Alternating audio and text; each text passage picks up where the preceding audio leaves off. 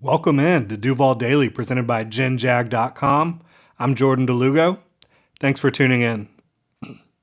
Today, we are talking the Jaguars salary cap. What position are they in right now? How does it look moving forward into 2023 and beyond? We're not going to go too far beyond 2023 because there's just so many different variables that can change between now and 2024, and even 2023 for that matter.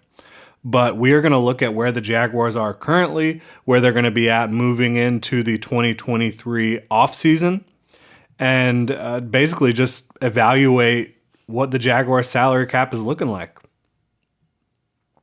Make sure to follow myself on Twitter at Jordan DeLugo, Generation Jaguar at Generation Jag.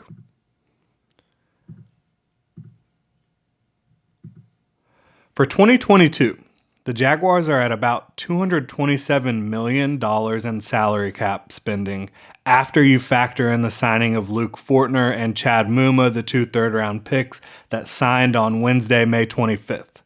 Thanks to rollover cap, which is exactly what it sounds like, the Jaguars had an extra $25 million in 2022 salary cap space that rolled over from 2021, money that they did not spend in 2021.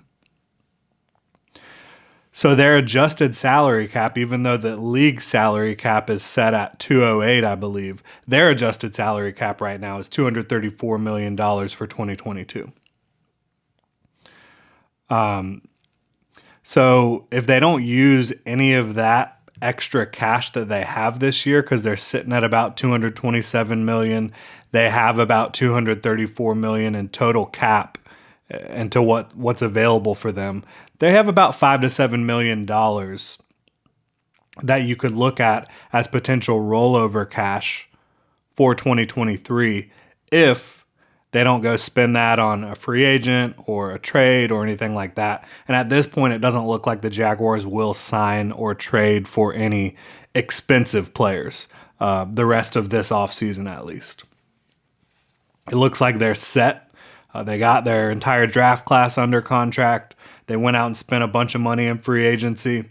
They brought back Cam Robinson. So it looks like the Jaguars are pretty much done with their major player acquisitions for 2022. So looking forward. And so with 5 to 7 million though, if you wanted to, like let's say the Jaguars have this 5 to 7 million in cap space for 2022, for the rest of 2022, and you're midway through the season, 6 games into the season, whatever, and you feel like you're competitive, but you need this one more piece to get you over the top, the Jaguars should be able to theoretically make a trade for a player that's maybe on an expiring contract or it's just not working out with their current team, that could come in and help, similar to what the Jaguars did in 2017 with Marcel Darius. They were really struggling to stop the run. Bring in Marcel Darius from Buffalo, and now you've got yourself a solution. You've got yourself a team that can compete, and they competed their asses off throughout that entire year, almost made it to the Super Bowl. Miles Jack wasn't down. So yeah, they've got about $5 to $7 million to play with as of right now.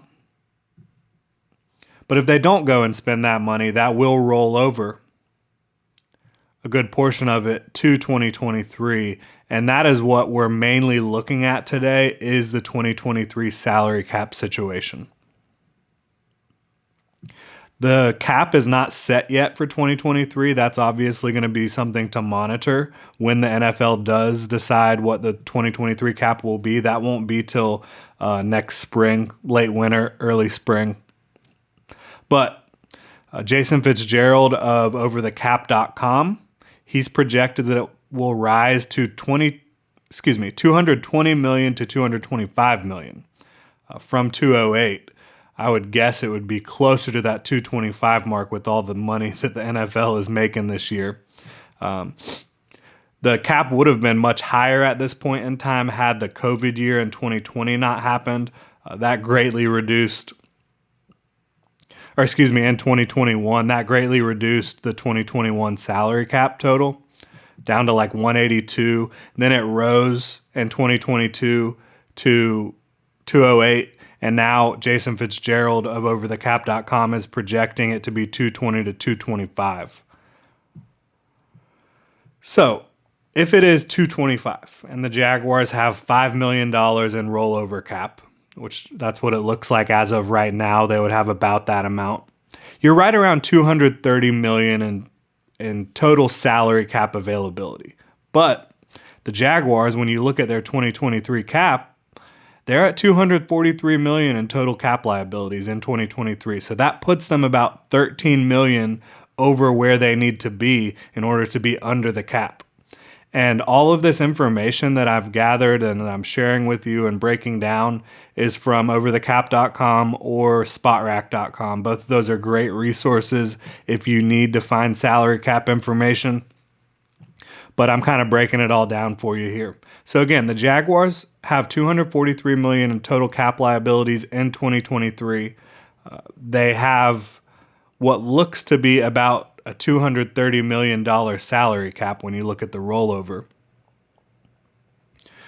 So that means they need to cut at least $13 million in that range. Of course, these numbers are fluid. They will change a little bit. But it looks like about $13 million the Jaguars need to cut from their 2023 total salaries to get down under that cap.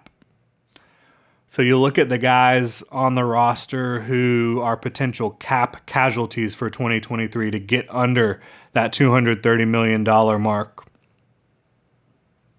Raeshawn Jenkins, the Jaguars signed in the 2021 offseason. Safety, they signed from the Los Angeles Chargers. He had a disappointing 2021 campaign. So did almost every other Jaguar. So tough to blame him too much, but he was not doing the things that were within his control to make sure that he was helping out the team. He had way too many penalties. I think he had 6 penalties on the year, and several of them were just boneheaded personal fouls. So you look at Raeshawn Jenkins. If the Jaguars were to release him after the 2023 season, you'd be saving $6.25 million. I think that's an easy decision when you're over the cap. You got to cut somebody. I think he's your weakest starter on the defensive side of the ball right now. And no offense to Raeshawn Jenkins, again, this is a guy who I think has some talent. I think he's best suited and probably a third safety role instead of being a starter. But again, when you look at this is brass tacks, this is business. The Jaguars got to get under that cap number of what it looks like about $230 million right now, and they're at $243 million in total cap spending in 2023. So you cut Raeshawn Jenkins, you save $6.25 million. That's almost half of what you need to get rid of right there. Robertson Harris, another guy. He came on strong last year. The Jaguars signed him from Chicago after he was battling with injuries for a while. Roy Roberts, as Urban Meyer liked to call him. He was pretty good against the run, and he created a good amount of pressure down the stretch last season. But again, you have a lot of depth on the interior of the defensive line, and releasing Roy Robertson Harris would save you $7.8 million. So just by releasing Raeshawn Jenkins and Roy Robertson Harris, you're saving about $14 million and getting yourself under that cap. Now, there are a couple other guys you could look at. I think the most interesting one, the Jaguars, their highest paid player per the salary cap, per that cap hit in 2023, is Shaquille Griffin. Jaguars starting corner, who I believe had a quality season in 2021. You want to see him capitalize on his on the opportunities that he gets to get his hands on the ball. He did not come away with an interception last year, despite having really 4 or 5 great opportunities to pick a pass off. He's been working hard on that this offseason. He's talked about that quite a bit already. But if you release Shaquille Griffin, you're talking about $13.5 million that clears up. Now, Looking at the expiring contracts, this is another factor into what you can do. Who do you need to bring back out of these guys?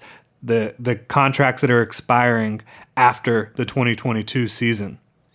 Marvin Jones, aging wide receiver, not a lot of 2023 spending money. Do you bring him back? I don't know. DeJuan Smoot and Arden Key, two defensive end, outside linebacker, pass rusher types.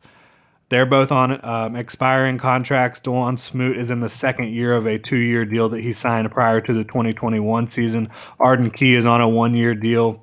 Do you bring either of them back? Jawan Taylor, I think everybody's ready to write him off, but the Jaguars seem to like him more than most of the fans and the outside critics do, more than I do. But he's on his last year of his rookie deal. Malcolm Brown is on the last year of his deal, the defensive tackle that you brought over last year. All three tight ends are on expiring contracts when you look at your top three. And Dan Arnold, Evan Ingram, and Chris Manhertz. So that's a lot going on right there. A lot of players that could potentially be moving on. Then you look at Josh Allen, who the Jaguars picked up his 5th-year option, but do you want to negotiate after the 5th year, which would be after the 2024 season, or do you want to go ahead and lock up Josh Allen, who's one of the good guys, one of the guys who has been positive, who has been a hard worker, a leader for the rest of the guys on the team, and a very talented player who certainly has Pro Bowl potential, made the Pro Bowl as a rookie. You surround him with some more talent, I think you could see him get back to that form, back to the ability to stop the run and really put up big sack numbers and pressure numbers. What do you want to do about him? Here's my plan. I say you cut Raeshawn Jenkins and Robertson Harris, saving about $14 million, gets you down to $229 million, which again, with the Jaguars rollover cap that I'm projecting, you're looking at that being about $1 million under your 2023 salary cap of $230 million. I say you sign Josh Allen. He's already under contract for 2023 and 2024. Or excuse me, he's not under contract for 2024. 2023. Apologize about that. We've got a lot of years and numbers going on here. He is under contract for 2022, and the 5th-year option is 2023. Josh Allen, that is. I would go ahead and sign him. By doing so, you get to reduce that cap hit from what is projected to be $11 million on the 5th-year option down to, let's say, about $6 million, because you sign him to what, like a 4-year, $70 million deal if he has a big year in 2022. Might have to pay even more if he has a really big year, but that's okay because he's already on the books for 2023. If you sign him and you write a big signing bonus, which Shad Khan has done consistently when they sign free agents, that signing bonus gets prorated over the length of the contract versus just counting against that year one salary cap hit. And that allows you to save immediate salary cap space to push it into the future. So let's say you sign him 4 years, $70 million. That's over $17 million a year. Reduce his 2023 cap hit from $10.8 million to $5.8, saving you $5 million. So now you're even under $225 million in total cap spending in 2023. That gives you over $5 million in cap space. Then I restructure Shaquille Griffin. Of course, this depends on how these guys play this year, right? If both guys come out and don't live up to expectations, then this completely changes the narrative. But I believe Josh Allen will play well. I believe Shaquille Griffin will play well.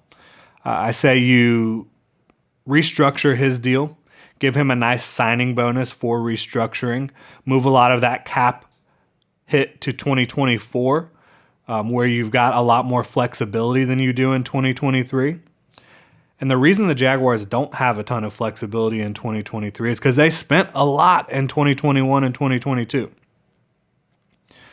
But yeah, if you restructure Shaq Griffin, give him a fat signing bonus, again, move a lot of that cap hit to 2024, you could make his cap hit around $6 million or even less if you really wanted to. But I think $6 million is reasonable. Cutting it down from 13.5 to 6, I think gives you even more flexibility. That would get you to about $217 million in cap spending. And again, they're looking at a $230 million salary cap with the rollover.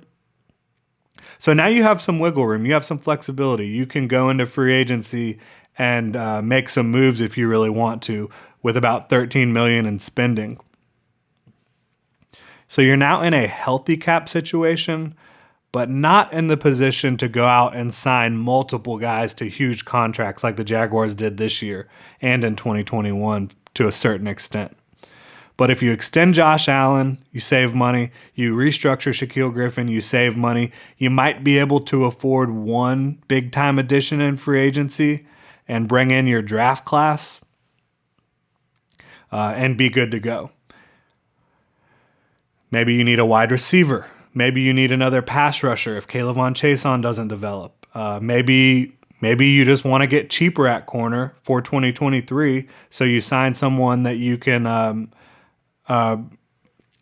be cheaper than Shaquille Griffin if you decide to move on from him. And if you do decide to move on from Shaquille Griffin, who is a team leader, is a very talented cornerback, it would have to be because you're supremely happy with what you've seen from Tyson Campbell, Darius Williams, and even the young guys like Buster Brown and Gregory Jr. That would allow you, if you did move on from Shaquille Griffin, to potentially sign 2 or 3 high-priced free agents or several mid-tier guys, thanks to the big signing bonuses, again, that prorate over the length of the contract instead of hitting the cap in year one.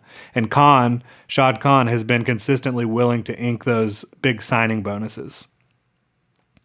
So the biggest potential move here, I think, is the decision with Shaquille Griffin. Do you keep him at his current number? I don't think that's really tenable. I think you need to restructure. I think he'd be willing to do that because you get a nice big check with a signing bonus. But yeah, looking ahead to 2024 real quick. You've got plenty of flexibility on your cap in 2024. At that point, it's time to start thinking about Trevor Lawrence and your other 2021 draft selections, extending them. We won't get in the weeds too much on that right now, but I'd say pay attention to the play over the next 2 seasons of Foye Oluokun, Brandon Scherff, and Zay Jones, and even Foley Fatukasi. Parting ways with that trio heading into 2024 would save the team nearly $48 million in cap space. So those are guys you want to watch. The guys they signed this year, right? The big price free agent contracts they signed this year.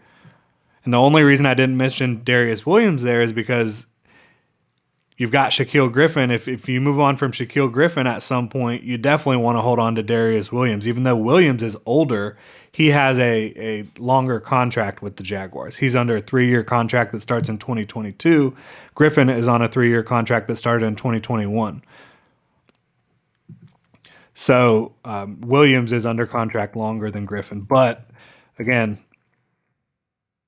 the way I'd be looking at this is moving on from Raeshawn Jenkins and Robertson Harris, letting them go find a new home, signing Josh Allen, which would reduce his 2023 cap hit, and then restructuring Shaquille Griffin. That would give you enough money to go sign a big free agent or someone's multiple players who are more mid-tier type of guys. But that's it. That's my Jaguars 2022, 2023, even looking at 2024 salary cap evaluation. Overall, the Jags do not have a ton of spending money. As of now, looking at 2023, the Jaguars have no spending money. They need to cut costs to get under the cap.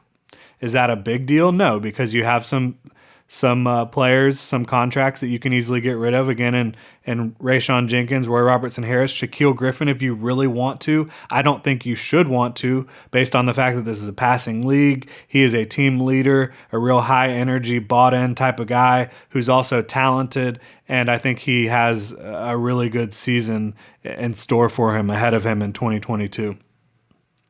But that would give you the ability If you restructure him, you sign Josh Allen, you move on from Jenkins and Robertson Harris, that will give you the ability to go out and sign a wide receiver if you need to, or another pass rusher if you need to replace Arden Key and DeJuan Smoot.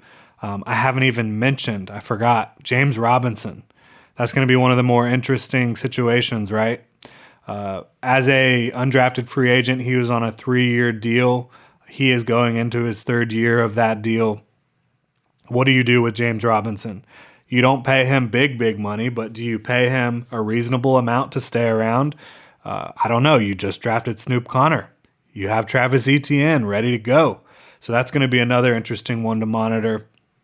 So the Jaguars are in I think it's a healthy cap situation, but they are going to have to cut costs in 2023.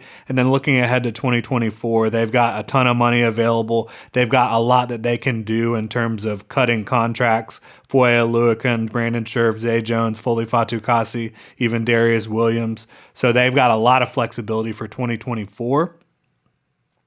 2023, not quite as flexible. You're over the cap right now. You got to get rid of Jenkins and RRH. In my mind, to get under that cap, and then a couple of those moves like signing Josh Allen and restructuring Shaquille Griffin will help out with that as well. But that is going to do it. Thank you so much for tuning in, Duval. Hit me up on Twitter at Jordan DeLugo. Follow Generation Jaguar at Generation Jag. Make sure to hit that like and subscribe button on YouTube, and check genjag.com for all the latest Jaguars news, analysis, and Duval gear.